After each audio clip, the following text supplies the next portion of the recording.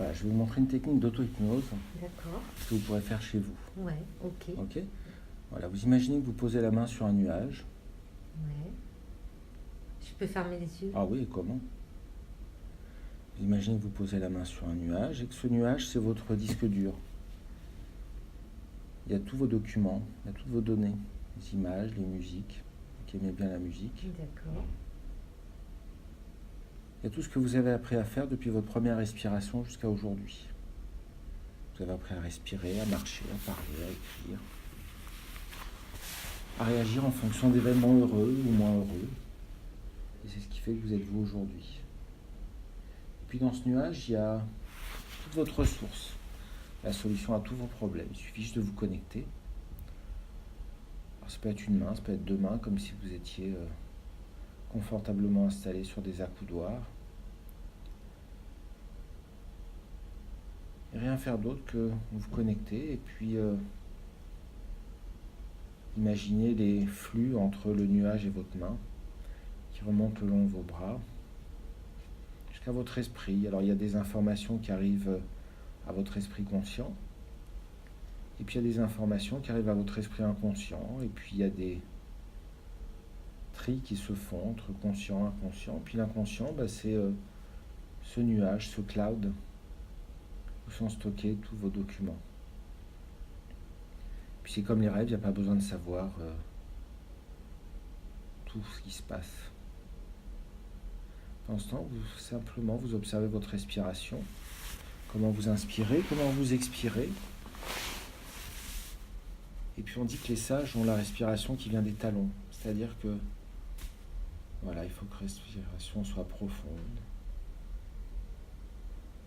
qu'elle vienne de loin. Comme si elle provenait du sol sur lequel vous vous installez solidement, de l'enracinement. Voilà.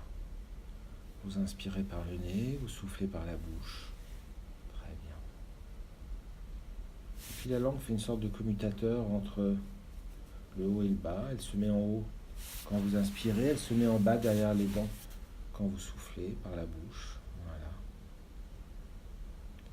Comme si la langue faisait le tri entre le conscient et l'inconscient, entre le haut et le bas, entre l'avant et l'arrière. Super.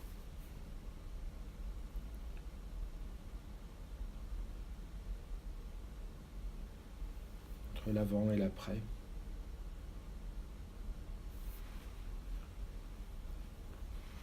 Et puis des fois, la ressource,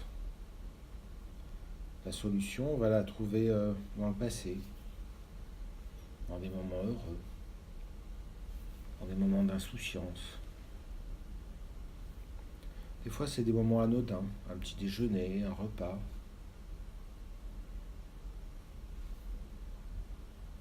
Un moment dans la voiture, en écoutant de la musique. C'est le moment où on pense à autre chose, où on conduit de manière automatique. Et puis des fois, quand c'est un trajet qu'on connaît bien, on arrive et puis on se dit tiens, c'est marrant, je suis déjà arrivé, je ne me souviens pas du trajet. Parce qu'on était tellement dans les pensées que c'est le corps qui conduit de manière automatique. Alors si on essaie de retrouver ça consciemment, on n'y arrive pas. Il faut laisser faire. Et puis il y a des choses qui favorisent cet état, c'est de penser à des trucs agréables, à des projets, à des listes de courses, à tout simplement écouter une musique qu'on aime bien, une émission qu'on aime bien.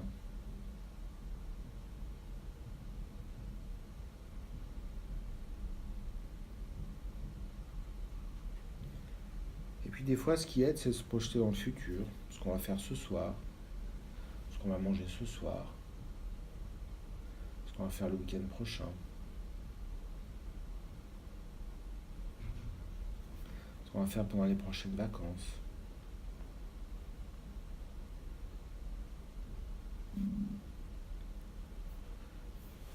Pensez au moment où on va aller se coucher. On retrouve la chaleur douillette du lit.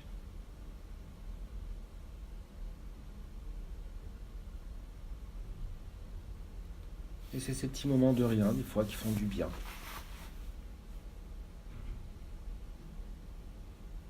La chaleur du lit le matin.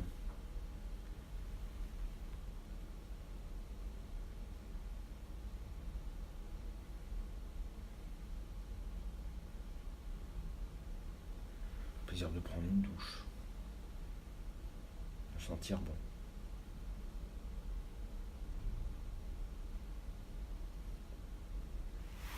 Le plaisir de mettre un vêtement qu'on aime bien, qui est bien confortable, dans lequel on se sent complètement soi-même.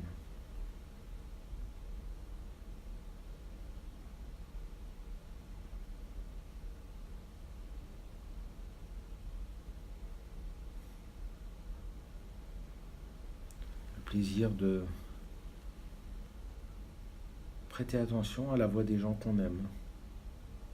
Juste dire, tiens, c'est vrai, j'aime bien sa voix.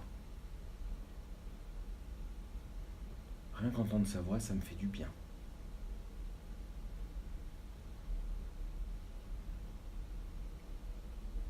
Plaisir de regarder les personnes qu'on aime.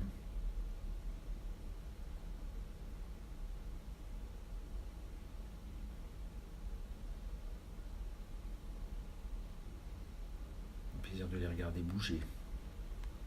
Leurs petits gestes personnels. Leurs petites tics. Très bien. Leur odeur, leur parfum.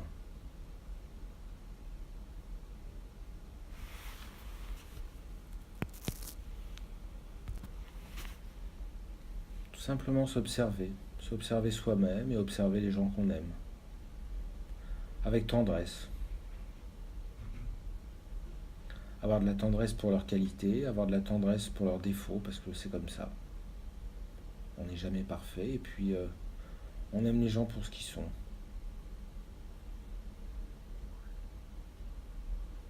Et puis il faut savoir en sourire.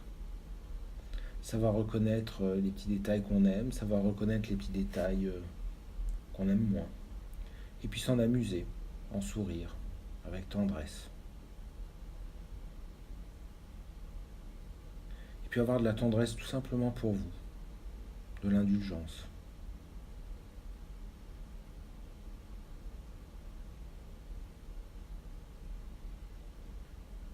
Être indulgente avec les autres et être indulgente avec vous-même. Ah, aujourd'hui je suis vachement bien. Ah, aujourd'hui c'est pas terrible, mais c'est pas grave, demain ça ira mieux.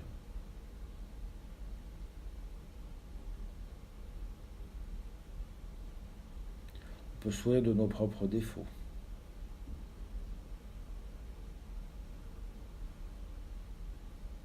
Et puis on peut sourire de nos qualités.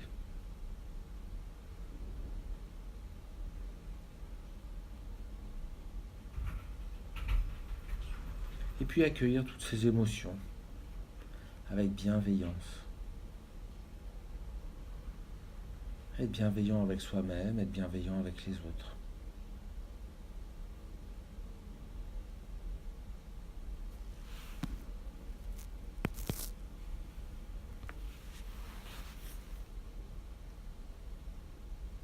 Et puis observer nos cheminements, au jour le jour, de mois en mois, d'année en année. Observer ce qu'on était, observer ce qu'on est, et imaginer ce qu'on sera. Et puis faire en sorte d'être un peu meilleur chaque jour. D'apprendre chaque jour de soi-même et d'apprendre chaque jour des autres. Et de se nourrir de chacune de ces expériences. Pour en faire quelque chose de beau. Après tout, la vie, c'est une création et c'est une œuvre d'art. Alors faire en sorte que notre vie soit agréable à regarder. Être fier de notre cheminement, de notre traversée.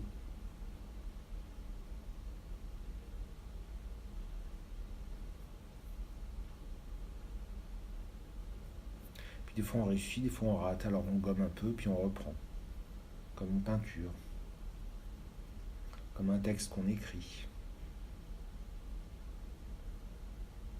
Comme une recette de cuisine.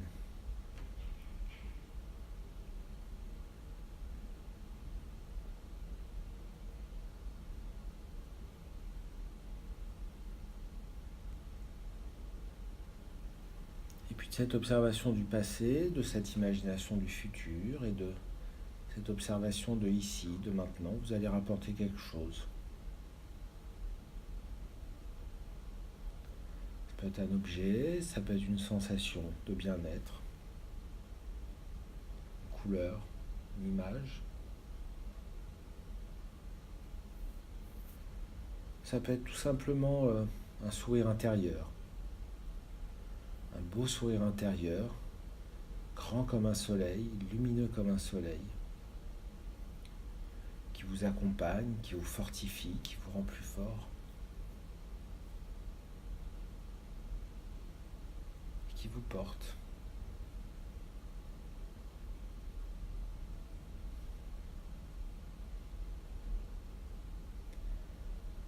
Et vous laissez ce sourire intérieur, ce soleil, grandir en vous. Vous apportez ces rayons lumineux et bienveillants.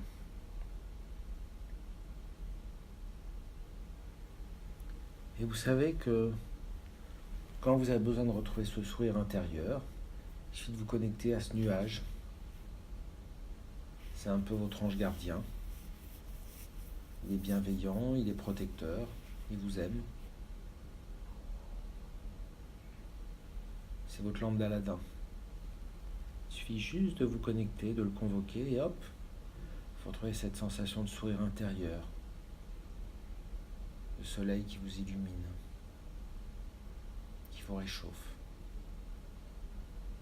qui vous accompagne.